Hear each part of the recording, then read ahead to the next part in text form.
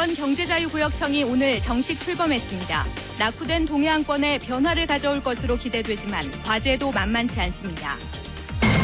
오늘 영동 대부분 지역은 올 들어 가장 더운 날씨를 보였습니다. 오늘 밤 열대야 현상이 예상되고 내일도 무더위가 이어지겠습니다.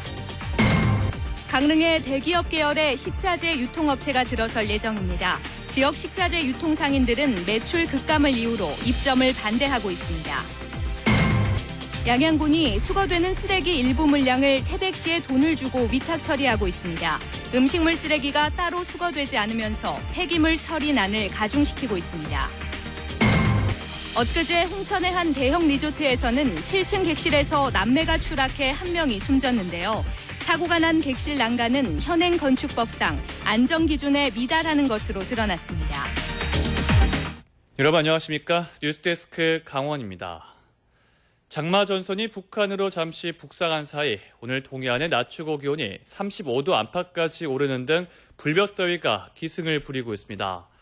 기상청에 따르면 오늘 오후 강릉 34.6도를 비롯해 북강릉 34.9도, 동해 35.3도, 속초 33.1도 등 동해안 대부분 지역에서 올 여름 들어 가장 높은 기온을 보였습니다. 또 오늘 밤부터 내일 아침 사이 열대야가 나타나는 곳이 있겠으니 건강에 유의하시기 바랍니다. 동해안권 경제자유구역청이 개청식을 갖고 본격적인 업무에 들어갔습니다. 낙후된 동해안권에 획기적인 변화를 가져올 경제자유구역 개발에 대한 기대감도 커지고 있습니다. 조규환 기자가 보도합니다. 동해안권 경제자유구역청 개청을 선언합니다. 동해안권 경제자유구역청이 공식 출범했습니다. 2개국 5개과 정원 63명인 경제자유구역청은 앞으로 투자 유치와 지구별 개발계획 수립, 사업자 선정에 주력하게 됩니다. 소재 부품 산업 쪽으로 저희가 특화해가지고 외국인 자본 유치를 하도록 그렇게 할 계획입니다. 경제자유구역청이 개청하면서 아직 구체적인 성과가 없는 사업 추진에 탄력이 붙을 것으로 보입니다. 동해안권 경제자유구역은 북평국제복합산업지구와 망상플로라시티, 옥계 첨단소재 융합산업지구, 구정 탄소재료시티 등 4개 지구에 8.25제곱킬로미터로 개발될 예정입니다. 강원도는 오는 2023년까지 1조 3천억 원을 투입해 개발을 마치면 약 20조 원의 경제적 효과를 낼 것으로 기대하고 있습니다. 하지만 오는 2015년까지 구체적인 성과가 없으면 규모가 줄거나 지정이 해제돼 초기의 개발 여건을 개선하고 안정적인 투자자를 유치하는 게 중요합니다. 경제자유구역청도 기업 자본 유치에 생사, 사활을 걸어주실 것을 부탁을 드립니다. 미래성장 산업의 전초기지가 되고 또 테스트베드로서 기능을 할 수 있도록 적극 지원하겠습니다. 신동부가 경제중심지 건설을 목표로 전국 8개 권역 가운데 가장 늦게 출범한 동해안권 경제자유구역청이 조기 활성화를 위한 힘찬 시동을 걸었습니다. MBC 뉴스 조규환입니다. 어제 저희 강릉 MBC가 보도한 강릉시 장애인 종합복지관의 부실 운영과 관련해 강릉시가 특별감사를 벌입니다. 강릉시는 강릉시 장애인 종합복지관의 전 사무국장과 관련한 인건비 처리 문제와 일부 후원금이 법인 전입금으로 유용된 사항 등을 조사하기 위해 특별감사팀을 꾸립니다. 한편 오늘 강릉시의회 행정사무감사에선 지금껏 제기된 장애인 복지관의 민원에 대해 주무부서인 주민복지지원과에서 자체 감사하고 처리한 것으로 알려져 제19 감사기라는 지적이 이어졌습니다. 강릉의 한 전통시장 인근에 대기업 계열의 식자재 유통업체가 곧 문을 열 예정인데요. 지역 식자재 유통상인들은 크게 반발하고 있습니다. 배연한 기자가 취재했습니다. 강릉시 포남동에 문을 열 식자재 유통업체 대상베스트코입니다. 이 업체는 지난해 10월 인근 동부시장 번영회와 상생 합의를 이끌어내며 건물을 지었습니다. 내부 상품 진열이 끝나는 대로 이번 주 안에 개장할 계획입니다. 하지만 지역의 유통상인들은 업체의 입점에 반발하며 시위를 가졌습니다. 입점 저지 비대위 측은 1km 안에 있는 동부시장 상인들과는 합의했지만 실제 동부시장에서 식자재 유통 관련 업체는 10% 미만이어서 효력을 갖기 어렵다고 주장합니다. 원주에서도 대상이 식자재 유통업을 하고 있는데 지역 내 업체들이 매출 감소 피해를 입고 있어 강릉도 사정이 비슷하다고 호소합니다. 이에 중소기업진흥청이 대상 베스트코에 사업 일시 정지를 권고할 것을 요구했습니다. 재래시장은 초토화가 되고 말 것입니다. 강릉시장의 모든 상권을 장악하여 강릉 중송상인들의 씨를 말리려는 것입니다. 이에 대해 대상 측은 법적인 효력을 갖는 상생 합의를 마친 상태고 관내 식당들은 더 싼 가격에 식자재를 공급받을 수 있을 것이라고 맞받았습니다. 전체적인 식자재 시장의 마켓 쉐어가 늘어났지 저희 때문에 다른 데가 줄어들거나 힘든 데는 거의 없는 걸로 알고 있습니다. 개장을 강행하겠다는 대상과 저지 투쟁을 이어가겠다는 비대위 측의 의견이 팽팽한 상황이기에 마찰은 계속될 것으로 보입니다. MBC 뉴스 배현한입니다. 양양군 환경자원센터가 폐기물 처리에 한계를 보이면서 일부 물량은 태백시에 위탁 처리되고 있습니다. 음식물 쓰레기가 따로 수거되지 않으면서 폐기물 처리난을 가중시키고 있습니다. 문병훈 기자입니다. 국도비를 포함해 302억 원을 들여 지난 2007년부터 운영에 들어간 양양군 환경자원센터. 소각시설과 매립장을 갖추고 있습니다. 이곳에서 하루 소각하는 폐기물은 27톤으로 연간 8,300여 톤을 처리할 수 있습니다. 우리 센터는 정기보수를 제외한 310일을 24시간 풀 가동하고 있습니다. 평일에도 처리 용량을 웃도는 쓰레기가 수거되는데 특히 관광객이 몰리는 피서철에는 하루 최대 100여 톤의 쓰레기가 들어옵니다. 사정이 이렇자 양양군이 국여지책으로 선택한 것은 처리시설 용량이 큰 태백시에 폐기물을 위탁 처리하는 것입니다. 연간 1,200여 톤의 폐기물 처리를 맡기는데 군민의 혈세 1억여 원을 지출하고 있습니다. 매립장의 수명을 늘리기 위해 쓰레기 매립은 가급적 피한다는 입장입니다. 발입되는 쓰레기보다 소각 처리 용량이 초과되기 때문에 그 초과되는 물량에 대해서 저희가 위탁 처리함으로써 쓰레기 매립장의 사용 기간을 최대한 연장할 수 있는 그런 상황이 되겠습니다. 수백억 원을 들인 환경자원센터가 있는데 돈을 주며 폐기물 위탁 처리를 하는 것은 수요 예측을 제대로 못했기 때문입니다.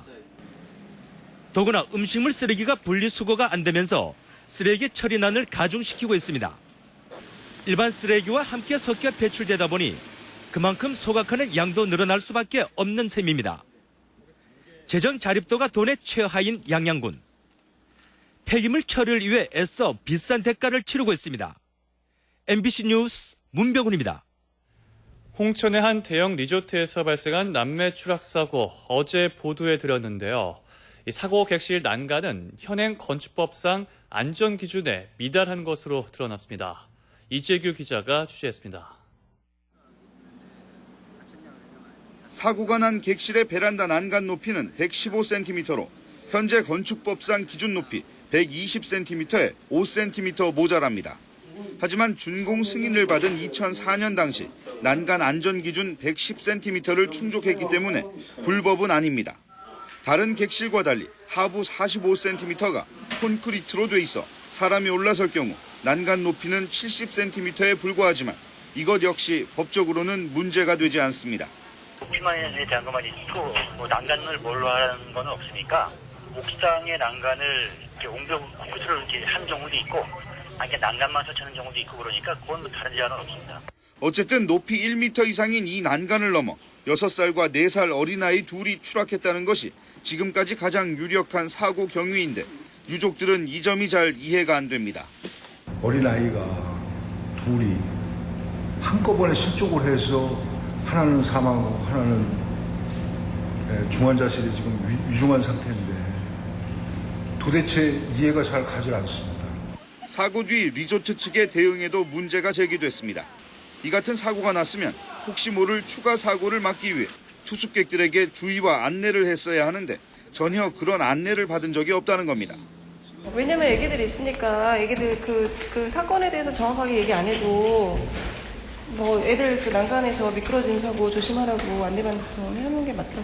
리조트 측은 객실 내 TV를 통해 주의 자막 방송을 하고 있다며 경찰 수사 결과에 따라 후속 조치를 취하겠다고 밝혔습니다. MBC 뉴스 이재규입니다.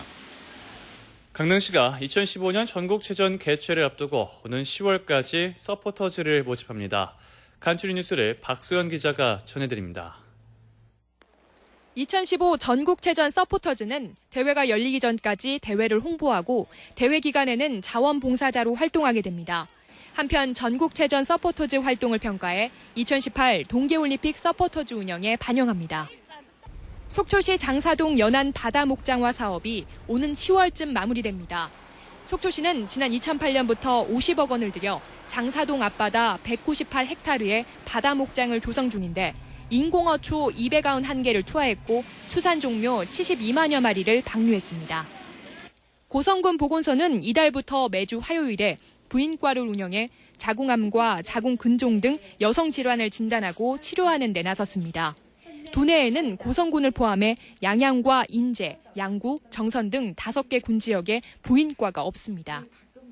양양군은 물놀이철을 맞아 어성전과 법수치 계곡, 양양대교 등 주요 하천 12곳에 기간제 근로자를 배치해 안전사고 예방과 응급구조 활동을 펼치기로 했습니다. 국립공원관리공단은 다음 달 말까지 설악산과 오대산 등 국립공원 안에서 출입이 금지된 샛길 등반이나 취사나 야영, 흡연 등 자연 훼손 행위를 집중 단속합니다. MBC 뉴스 박소연입니다.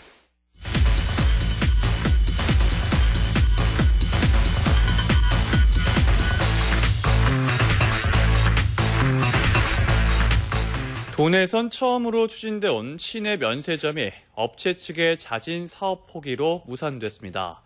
지난 4월 관세청으로부터 시내 면세점 신규 특허 승인 기업으로 선정됐던 고성군 토성면 델피노 골프앤리조트는 면세점 설치와 운영을 검토한 결과 해마다 40억 원가량의 적자가 예상됨에 따라 지난달 사업 포기를 최종 결정했다고 밝혔습니다.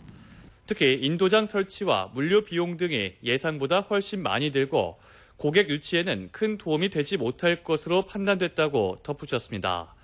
이에 따라 도내 첫 시내 면세점 설치와 지역 중소기업 제품 판매에 대한 기대도 사라지게 됐습니다. 고성군 주강면 송지호에서의 제첩 채취가 2년 만에 재개됐습니다. 고성군은 송지호 주변 오봉리와 인정리 등 6개 마을 119명에 대해 오는 10월 말까지 4개월간 제첩을 채취할 수 있도록 했습니다. 이에 따라 이 일대 마을 주민들이 송지호에 들어가 제첩 채취를 시작했습니다. 다만 지난해 자원량 감소로 제첩 채취를 못했던 만큼 고갈을 막기 위해 길이 15mm 이상의 제첩을 개인별로 하루 최대 40kg까지로 제한했습니다. 도내 4년제 대학 가운데 한림대 한 곳만이 올해 교육 역량 강화 사업에 선정됐습니다. 교육부는 전국 150개 대학을 대상으로 취업률과 재학생 충원율, 교원 확보율 등 교육 여건과 성과를 1단계 정량 평가한 결과 모두 72개 대학에 사업비를 지원하기로 했는데 도내에선 한림대 한 곳만이 포함됐습니다. 한편 강원대와 강릉 원주대, 춘천교대는 대학이 제출한 소명 자료를 기초로 한 2단계 정성평가를 거쳐 이번 달 말 선정 여부가 최종 결정됩니다. 원주지방국토관리청은 내일부터 19일까지 국도의 낙석, 산사태 위험지구 144곳을 특별 점검할 계획이라고 밝혔습니다. 이상우 뉴스데스크 강원을 마칩니다. 이어서 스포츠 뉴스가 이어집니다. 고맙습니다.